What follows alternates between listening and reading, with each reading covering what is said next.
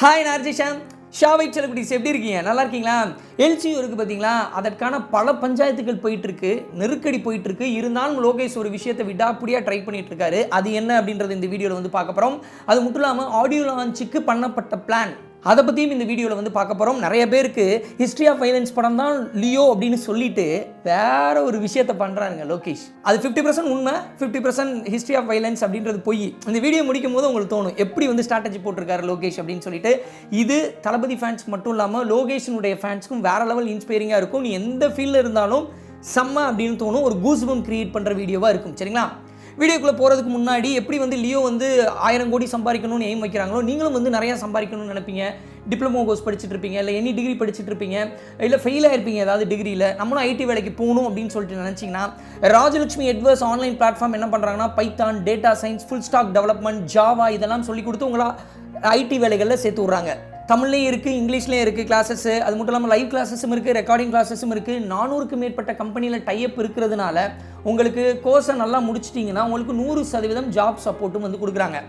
இதை யார் நடத்துகிறாங்க அப்படின்னு சொல்லிட்டு கேட்டிங்கன்னா 25 வருடத்துக்கு மேலாக இந்த எஜுகேஷனல் இண்டஸ்ட்ரியில் எக்ஸ்பீரியன்ஸ் இருக்கக்கூடிய ராஜலட்சுமி இன்ஸ்டியூட் தான் ராஜலட்சுமி எட்வர்ஸ். அவங்களுடைய காண்டாக்ட் லிங்க் பின் டு டாப்ல வைக்கிறேன், டிஸ்கிரிப்ஷன்லையும் வைக்கிறேன். உடனடியாக உங்களுக்கு வேணும்னா காண்டாக்ட் பண்ணி நீங்களும் ஐடி வேலையில் ஜாயின் பண்ணலாம். லோகேஷ் கனகராஜ் அவர்கள் படம் ரிலீஸ்க்கு 10 நாளைக்கு முன்னாடி ஓகே கிடச்சிட்டா கூட, க்ரீன் சிக்னல் கிடச்சிட்டா கூட 2 நாள் போதும். இந்த லியோ வந்து எல்சியூவில் வர்றதுக்கு 2 நாள் ஷூட்டிங் பிளான் வந்து வச்சிருக்காப்புல. ஸ்கிரிப்டில் வந்து இருக்குது. ரெஃபரன்ஸாகவும் ஒரு சில கேரக்டர்ஸ் உள்ளே வர்ற மாதிரியும், சின்ன சின்ன கேரக்டர்ஸ் வந்து உள்ளே வர்ற மாதிரியும் பிளானிங்ஸ் வந்து இருக்குது. இதுக்கு ஏற்கனவே ராஜ்கமல் ப்ரொடக்ஷன் அவங்ககிட்ட ஓகே வாங்கிட்டாங்க. SR பிரபு கைதி ப்ரொடியூசர்கிட்டையும் ஓகே வாங்கிட்டாங்க. ஏன்னா கைதி ப்ரொடியூசர்கிட்ட ஓகே வாங்கி தான் விக்ரமில் வந்து இந்த எல்சியூன்ற ஒரு விஷயத்தை கொண்டு வந்தாங்க. அது இவ்வளோ தூரம் ஒர்க் அவுட் ஆகும்னு யாருமே எதிர்பார்க்கல. ஏன்னா அதற்கும் சில கோடிகள் காசு கொடுத்து தான் வாங்கினாங்க பெர்மிஷன். ஸோ அப்படி இருக்கும்போது இவ்வளோ பெருசாக ஒர்க் அவுட் ஆகணும்னு நினைக்கல. இது இவ்வளோ பெரிய மார்க்கெட் ஃபீலை கொடுக்கணும்னு நினைக்கல. இப்போ இந்த 2 ப்ரொடக்ஷன் ஹவுஸ் ஓகே சொன்னாலும் இந்த ஆப்லாம் இருக்குது பார்த்தீங்களா, இந்த படங்களை விற்ற ஆப்புகள்லாம் இருக்காங்க பார்த்தீங்களா, அவங்களுக்காட்டையும் பெர்மிஷன் வாங்க வேண்டியது இருக்குது. அதற்கான ப்ராசஸும் போயிட்டுருக்கு. ஒருவேளை ரிலீஸ்க்கு முன்னாடி ஏதாவது கேஸ் போட்டாங்கன்னா இந்த பஞ்சாயத்துக்கெல்லாம் வரக்கூடாது அப்படின்றதுக்காக வெயிட் பண்ணிகிட்டு இருக்காங்க. அப்போது சின்ன சின்ன ரெஃபரன்ஸுக்கும் அவங்கள்ட்ட பெர்மிஷன் வாங்கணுன்றதுக்காக வெயிட்டிங்ஸ். ஒருவேளை அது ஓகே ஆச்சு அப்படின்னா LCU நிச்சயமாக இருக்கும். ஒருவேளை அந்த ஆப்பெல்லாம் ஒத்துக்கல அப்படின்னா பேரலல் யூனிவர்ஸாக நிச்சயமாக இந்த லியோ வந்து எல்லாரையும் சாட்டிஸ்ஃபை பண்ணும் அப்படின்னு சொல்லிட்டு டீம் வந்து சொல்கிறாங்க.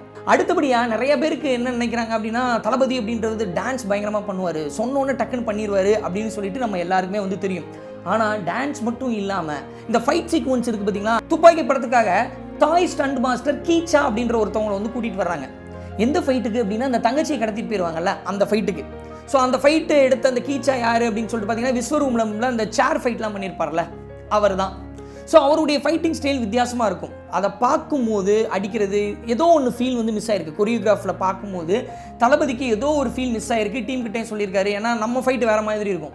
அடித்து உடச்சி கண்ணாடி சதறி இருக்கிற பிளேட்ஸ்லாம் சதறி அப்படி ஒன்று இருக்கும். இவர் வேறு ஸ்டைலில் வந்து ஒன்று பண்ணுறாரு. ஆனால் டேரக்டர் இதை விரும்புகிறாரு. அப்போ நீங்கள் துப்பாக்கி படத்துலேருந்து நோட் பண்ணி பார்த்தீங்க அப்படின்னா எப்பயுமே வந்து ஒரு ஸ்டைல் வந்து மெயின்டைன் பண்ணுவார் ஸ்டண்ட்டில். துப்பாக்கிக்கு அப்புறம் அந்த ஸ்டைல் வந்து ரொம்ப மாசாக மாறிச்சு. ஏன்னா இந்த ஃபைட்டில் அசிஸ்டண்ட்டெல்லாம் பேசியிருக்காரு. சரி ஏதாவது ஒன்று நான் புதுசாக பண்ணுறேன் அப்படின்னு சொல்லிட்டு கொரியோகிராஃபு ஒரு சில படங்களுக்கு தளபதியே கொரியோகிராஃப் பண்ணி ஃபைட்லாம் பண்ணியிருக்காரு. ஏன்னா அந்தளவுக்கு அவருக்கு நாலேஜ் இருக்குது. ஆனால் அது வெளியே பெரிய அளவில் தெரியாது. ஸோ இந்த துப்பாக்கி படத்தில் ஒரு சீன் வந்து பண்ணியிருப்பார். அப்படி கன்னத்தில் வச்சு ஒரு ரியாக்ஷன் வந்து கொடுத்துருப்பார் பார்த்தீங்களா. இந்த மாதிரி அந்த ஃபைட்டில் இந்த மாதிரி ஸ்டைல்ஸை வந்து இன்க்ரீஸ் பண்ணது முழுக்க முழுக்க தளபதியோடைய ஐடியா. இது துப்பாக்கி படத்தில் ஒர்க் பண்ண அசோசியேட் எல்லாருமே வந்து சொல்லியிருக்காங்க. நான் நிறைய பேர்கிட்ட கான்டாக்டில் இருக்கேன். இப்படி இந்த லியோவில் ஸ்டண்ட் அப்படின்றது வேற லெவலில் தெரிக்கணும் அப்படின்றது தளபதியுடைய இன்ட்ரெஸ்ட்டாகவும் இருக்குது, லோகேஷ் அவர்களுடைய இன்ட்ரெஸ்ட்டாகவும் இருக்குது, அன்பறிவும் அதுக்கு சப்போர்ட் பண்ணுறாங்க. ஏன்னா பிளான் பண்ணும் போதே கில்லியிலேருந்து ஆரம்பித்து வாரிசு வரைக்கும் இது வரைக்கும் தளபதி எந்த ஸ்டைலில் ஸ்டண்ட் பண்ணியிருக்காரு. அவர் ஒரு பண்ணாத ஒரு ஸ்டைலில் இதனுடைய ஆக்ஷன் சீக்வன்ஸ் இருக்கணும் அப்படின்றதுக்காக பிளான் பண்ணியிருக்காங்க.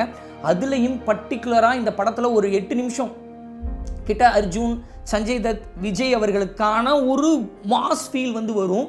அது இதுவரைக்கும் தமிழ் சினிமாவே கண்டிராத ஒரு சீக்வன்ஸாக இருக்கும் அப்படின்னு சொல்லிட்டு டீம் சொல்கிறாங்க. அது மட்டும் இல்லாமல் ஒரு 20 மினிட் சீக்வன்ஸ் இருக்குங்க. ஏற்கனவே வந்து பார்த்தீங்கன்னா லோகேஷ் அவர்கள் இந்த கிராஃபிக்ஸ் இருக்குது பார்த்தீங்களா, அந்த அனிமேஷன் அது வந்து விக்ரம் படத்தில் பண்ணும்போது நீங்கள் பார்த்துருப்பீங்க. இந்த விஜய் சேதுபதியுடைய வீடு உடையும் பார்த்தீங்களா, அந்த சீனு புகையெல்லாம் போட்டு நிரப்பியிருப்பாங்க. ஆனால் அவருக்கு வந்து சாட்டிஸ்ஃபைடாக இல்லையா. அந்த உடஞ்சது அப்படின்றது ரியலாக உடஞ்ச மாதிரி கிராஃபிக்ஸில் இல்லை. அந்த டைமில் அதை வந்து உடைந்ததை ரியலாக பண்ணணும்னா யூஎஸில் ஒரே ஒரு சாஃப்ட்வேர் இருக்கான், அவங்க மட்டும்தான் ப்ராப்பராக கிராக் ஆகி உடையிற மாதிரி பண்ணுவாங்க. அந்த டீம் கிட்ட கொடுத்து வேலை வாங்குற அளவுக்கு அப்போ டைம் இல்லை விக்ரமில். அதனால காம்ப்ரமைஸ் ஆகி அதை பண்ணியிருக்காரு.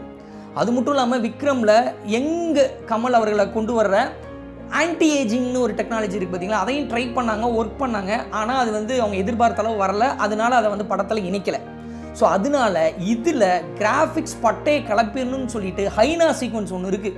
எப்படி வந்து ரோலெக்ஸ் சீக்வன்ஸ் வந்து மிரட்டுச்சோ அதே மாதிரி ஹைனா சீக்வன்ஸு நான் கேள்விப்பட்டது இந்த டைலாக் தான் வச்சுருக்காங்க. மேபி ஜெயிலருக்கு அப்புறம் மாற்றிருக்காங்களான்னு தெரியல. இந்த டைலாக் தான் கேள்விப்பட்டேன். என்னன்னா 2 பேராக இருக்கீங்க அப்படின்னு சொல்லிட்டு ஒரு டீமு, ஒரு பெரிய க்ரௌடோ ஏதோ ஒரு ஃபீல்டில் ஒரு எதிர்ப்பு வருது தளபதி விஜய்க்கு, லியோக்கு. அப்போ 2 பேராக இருக்கீங்க அப்படின்னு சொல்லும்போது 2 பேர் கிடையாது, 3வது ஆளும் இருக்காங்க அப்படின்னு சொல்லிட்டு இந்த ஹைனா வர்ற மாதிரி ஒரு ஃபீல் நான் கேள்விப்பட்டேன். இது எந்த அளவுக்கு இருக்க போகுதுன்னு தெரியல. ஆனால் அது கேட்கும் போதே கூஸ்பமாக இருந்தது. அந்த சீனுக்காக வெயிட் பண்ணுறேன். அதை வந்து வெறித்தனமாக உழைச்சிருக்காங்க லியோ டீம் அப்படின்னு வந்து சொல்கிறாங்க.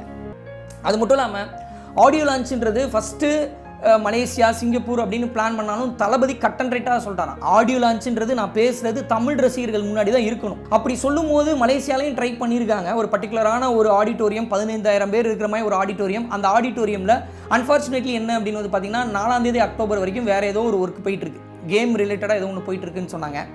அதுக்கப்புறம் சரி ஓகே, அடுத்து அங்கே டேட் எப்போ இருக்குன்னு பார்த்தா, ஏன்னா அவங்களுக்கு ஒரு 3-4 நாள் வேணும் அந்த செட்டிலேருந்து எல்லாத்தையும் ரெடி பண்ணுறதுக்கு, அரேஞ்ச்மெண்ட்லாம் ரெடி பண்ணுறதுக்கு. ஸோ ஓவரால் ஒரு 5 நாள் தேவைப்படும் அந்த ஆடிட்டோரியம்.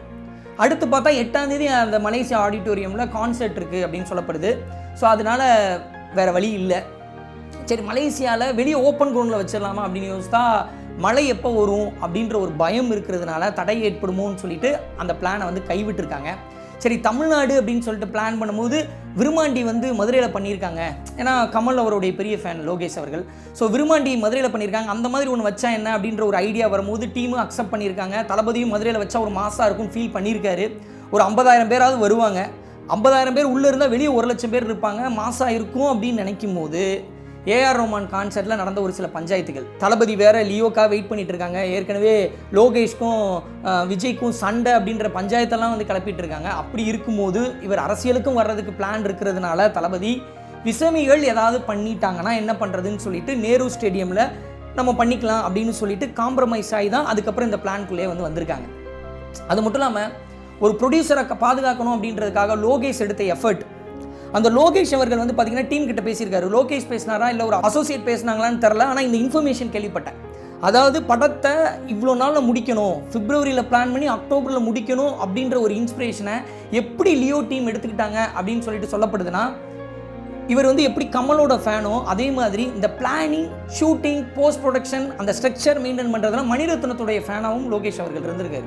ஸோ அதனால் அந்த டீம் வந்து எப்படி இன்ஸ்பிரேஷன் எடுத்திருக்காங்கன்னா, ஒரு நல்ல விஷயத்தை எடுத்திருக்காங்கன்னா, பொன்னியின் செல்வன் ஒரு மல்டி ஸ்டார் தான், நிறைய க்ரௌட் இருக்கிற ஒரு மூவி தான். அதை வந்து 2 பார்ட்டையும் மணிரத்னம் 143 நாள் ஷூட்டிங்கில் முடிச்சிருக்காரு. செக்கச்சவந்த வானம்ன்றதும் மல்டி ஸ்டார் தான், அது 45 நாளில் முடிச்சிருக்காங்க. அப்போ பிளானிங் கரெக்டாக இருந்தால், க்ரூவை ப்ராப்பராக பிளான் பண்ணி ஸ்கிரிப்ட் ரெடியாக இருந்தால் நம்மளும் லியோ பெட்டராக பண்ணலாம் அப்படின்னு சொல்லிட்டு 55 நாள் காஷ்மீரில் ஷூட் பண்ணியிருக்காங்க. அந்த ஷூட்டை பர்ஃபெக்டாக முடித்தது மட்டும் இல்லாமல் வந்து 3 நாள் தான் ரெஸ்ட்டு. இந்த மாதிரி ஷூட்டிங் 55 நாள் இடைவிடாமல் நடந்தது அப்படின்னா எல்லாரும் என்ன பண்ணுவாங்கன்னா, 1 மாதம் நான் பார்க்குறேன், எடிட்டிங்லாம் கரெக்டாக வந்திருக்கான்னு பார்க்குறேன், எடுத்த ஃபுட்டேஜ்லாம் கரெக்டாக வந்திருக்கான்னு பார்க்குறேன் அப்படின்னு சொல்லிட்டு 1 மாதம் பிரேக் விடுவாங்க. ஆனால் லோகேஷ் விடலை, 3 நாள் தான் பிரேக்கு. அப்படி சென்னையில் ஷூட்டு. இப்படி இடைவிடாமல் வெறித்தனமாக பண்ணது காரணம் என்ன அப்படின்னா, இந்த ப்ரொடியூசர் சக்ஸஸ்ஃபுல்லாக இருக்கணும் அப்படின்ற ஒரு காரணம். சரிங்களா, ஃபஸ்ட்டு பாயிண்ட். அடுத்த பாயிண்ட்டை நான் சொல்கிறேன் கொஞ்சம் நேரத்தில். ரீசெண்டாக அவர்கிட்ட ஒரு பைட் எடுக்கும்போது அவர் என்ன சொன்னார் அப்படின்னா, லியோ 1000 கோடின்னு சொல்கிறாங்களே அதற்கான இது இருக்குமா அப்படின்னு கேட்கும்போது, 1000 கோடின்றது முக்கியம்தான்.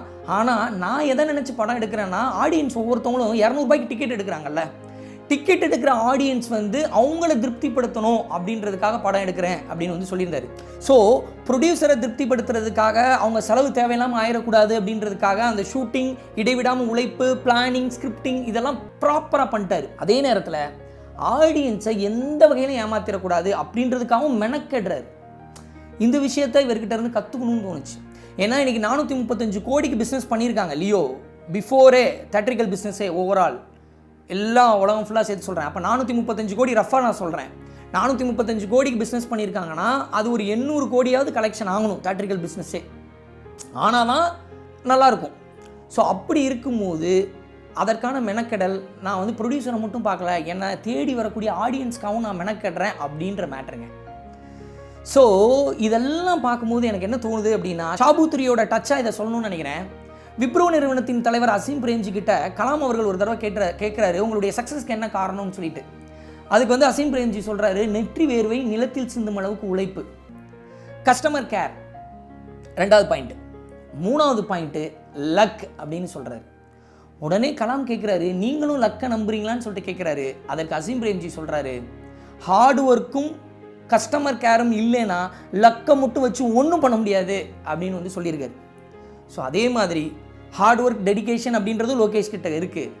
2வது விஷயம் பார்த்தீங்கன்னா கஸ்டமர் கேர், டிக்கெட் வாங்கிட்டு வர்ற 200 ரூபாய்க்கு டிக்கெட் வாங்கிட்டு வர்ற ஒவ்வொரு மனிதனையும் மனசுக்குள்ளே நினைக்கிறாரு. இந்த கஸ்டமர் கேரும் இருக்குது. 3வது லக்கும் கண்டிப்பாக அவருக்கு இருக்குன்னு நம்புகிறேன். ஏன்னா ஷாபூத்ரியை பொறுத்த வரைக்கும், ஆர்ஜே ஷாவை பொறுத்த வரைக்கும் லக்குனா என்னென்னா லேபர் அண்டர் கரெக்ட் நாலேஜ் தான் லக்கு. இவர்கிட்ட அந்த கரெக்ட் நாலேஜும் இருக்குது. நான் எப்படி சொல்கிறேன் அப்படின்னு வந்து பார்த்தீங்கன்னா, இவ்வளோ நாள் வந்து ஹிஸ்ட்ரி ஆஃப் வைலன்ஸ் படம் அதனுடைய ஒரு விஷயந்தான் வந்து லியோ அப்படின்னு சொல்லிட்டு பேசப்படுது இல்லைங்களா. உண்மையாகவே இது ஹிஸ்ட்ரி ஆஃப் வைலன்ஸ்ன்னு தான் நானும் ஆல்மோஸ்ட் கேள்விப்பட்டிருக்கேன். அதில் என்ன சொல்கிறாங்கன்னா, இப்போ ட்விஸ்ட் என்ன சொல்கிறாங்கன்னா, ஹிஸ்ட்ரி ஆஃப் வைலன்ஸில் நிறையா ஃப்ளாஷ்பேக்லாம் இருக்காது. கிளைமேக்ஸில் அர்ஜுன் அவர்களை அதான் பிரதரை போய் மீட் பண்ணும்போது இதெல்லாம் நடந்தது அப்படின்னு சொல்லிட்டு பேசியே முடியும். ஏன்னா இவர் அமைதியான வாழ்க்கை வாழ்ந்துட்டு இருப்பார். அங்கேருந்து கூப்பிட்டு அர்ஜுன் அவர்கள் பேசியே வந்து முடியும். சரிங்களா, இப்படி தான் ஹிஸ்ட்ரி ஆஃப் வைலன்ஸ் படம் வந்து இருக்கும்.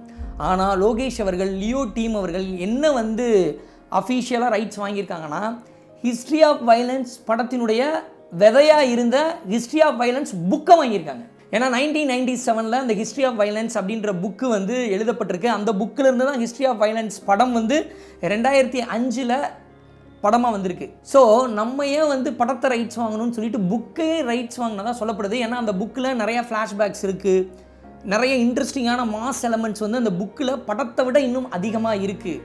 அதை பயன்படுத்திக்கலாம் அப்படின்னு சொல்லிட்டு லோகேஷ் வாங்கினதாக சொல்லப்படுது. அப்போது இந்த மீடியாவில் ஹிஸ்ட்ரி ஆஃப் வைலன்ஸ் தான் ஏன் எடுக்கிறேன்னு சொல்லிட்டு அந்த புக்கை ஒரு ட்விஸ்ட் பண்ணார் பார்த்தீங்களா. இது நான் கேள்விப்பட்டிருக்கேன். இது உண்மையாக இருக்கக்கூடிய பட்சத்தில் மிகப்பெரிய மாஸ்டர் ஸ்ட்ரோக் பண்ணியிருக்கார் லோகேஷ் அவர்கள் அப்படின்னு தான் சொல்லணும்.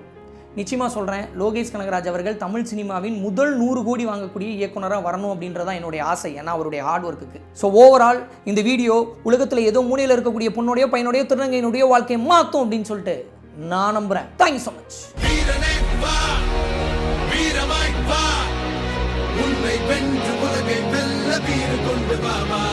ஆயிரத்தை தாண்டி போனால் ஓடியில நீதான் ஒருவன், நாடி நரம்பெல்லாம் வெற்றி போராட்டமே. உன்னுடைய எல்லை நீயே, உலகத்துக்கு பிள்ளை நீயே, போலையாகும் மூக்கில் தேகம் உன் துணையே. வீரமாய் வா, உன்னை வென்று உலகை வெல்ல வீறு கொண்டு வாமா. ஆயிரத்தை தாண்டி போனால் ஓடியில நீதான் ஒருவன், நாடி நரம்பெல்லாம் வெற்றி